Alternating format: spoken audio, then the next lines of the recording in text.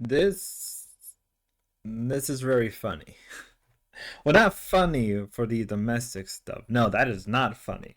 All right, that is not funny. But talking about Stick and Hammer, 666, the pagan king, the libertarian leader, right.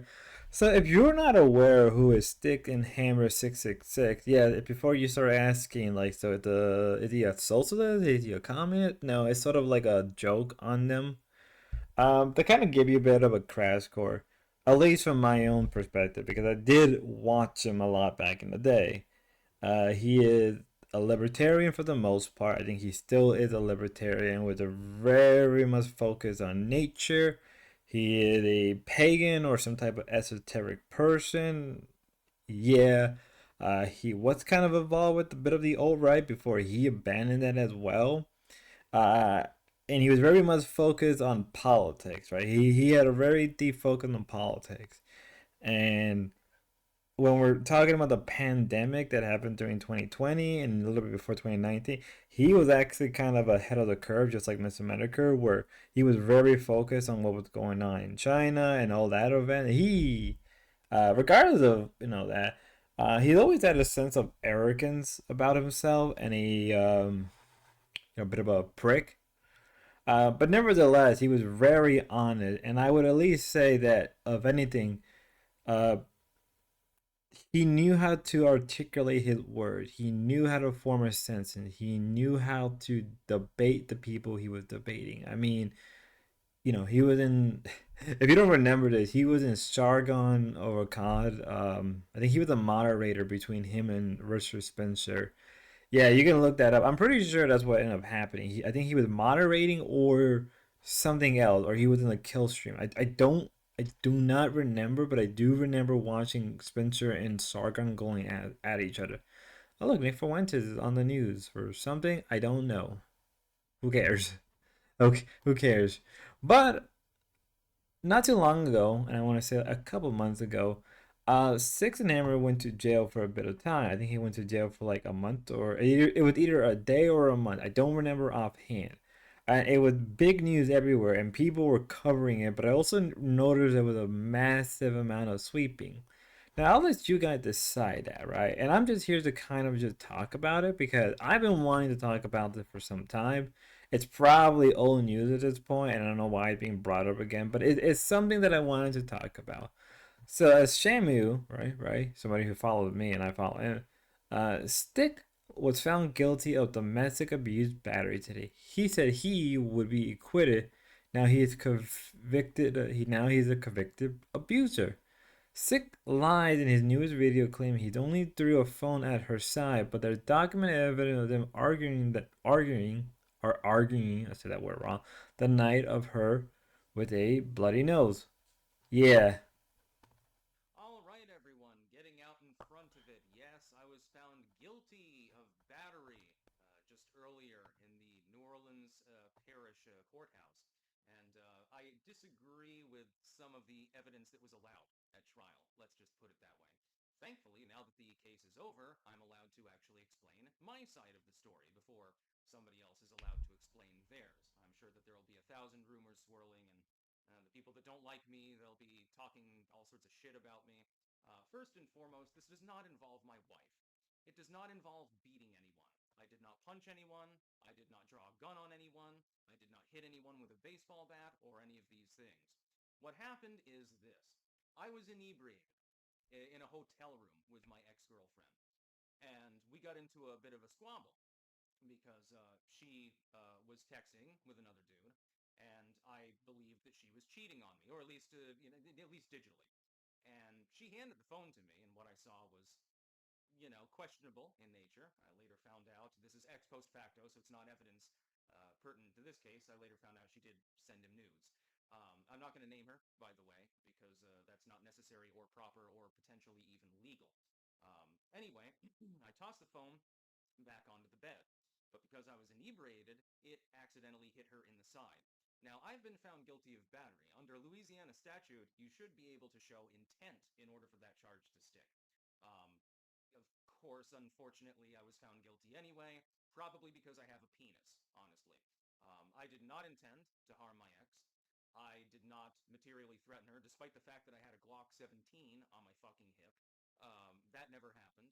I did not beat anyone. I did not brandish a weapon. I did not do anything like that. So I'm just getting out ahead and saying I am not a violent individual.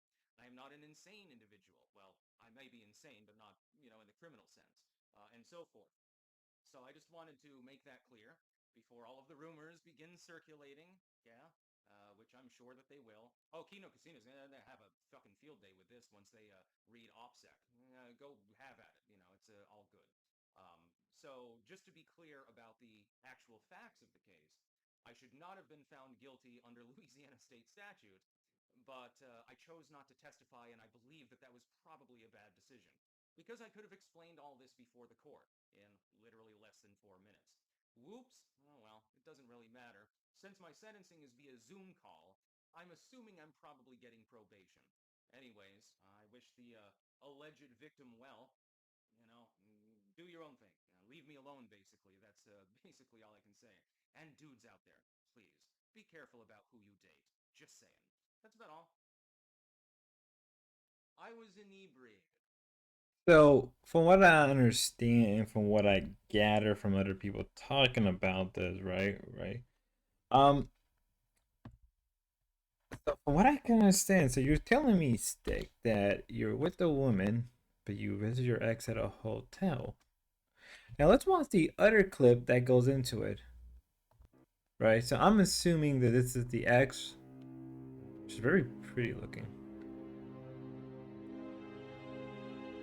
Look at the picture.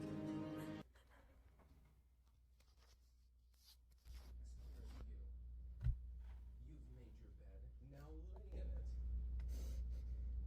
I don't care if you're crying. It makes no difference to me. You've treated me like absolute shit this entire time. I'm 1,000 miles away from my home with a person who apparently I can't trust at all as my guide. Do you know how that feels? You won't answer the question because, of course, the question invalidates your particular opinions. How lovely. I'm so imperfect. I'm so terrible. And you're just wonderful. Everything about you is perfect and divine. With your tarot cards. Yeah, yeah. Mm, I'm kind of,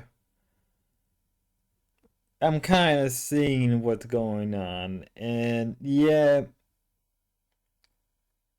Now, from what I understand, all of this happened like a month ago, so I guess I'm bringing up stuff that was happening some time ago, from my understanding. And this is kind of really the first time. Like, I knew what was going on. I heard that, Sticks and Hammer did some stuff to some girl or his wife or his ex, right? Um, and the way he's talking in that second clip,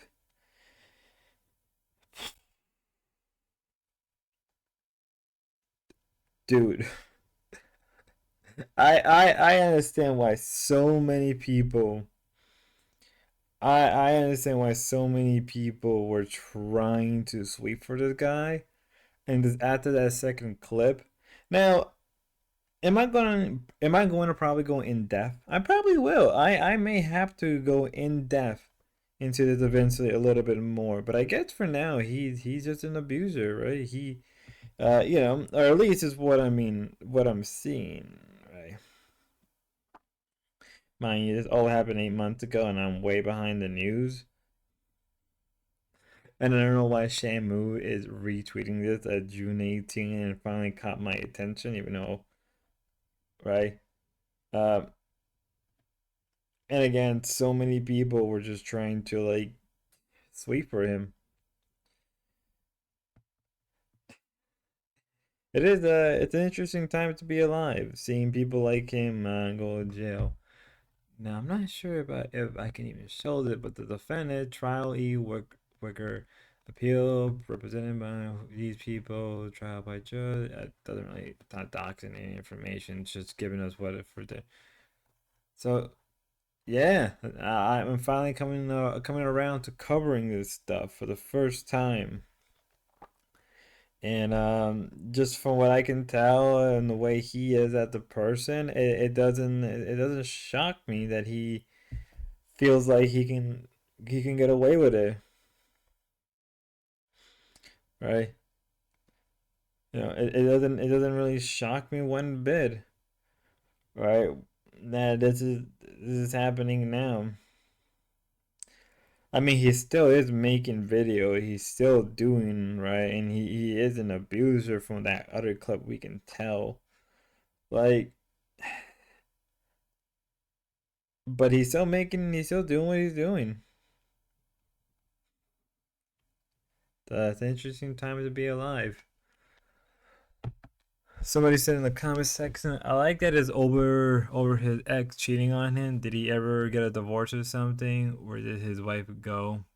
His girlfriend from Shamu. Right, but I thought he was actually married. Oh yeah, I believe that this is the case as well. I don't know, but he left his wife to be with that girl, but it's been a minute. Huh. He had a wife and kids.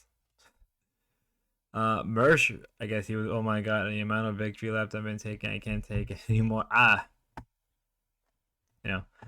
Now, kind of giving you my I guess my final take. Am I really again surprised? No.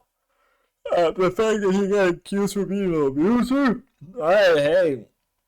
It's not too shocking, I'll say. But hey, it's all been covered to death. I'm just finally coming around to it. I'm way behind. If more stuff comes out, I'll update you.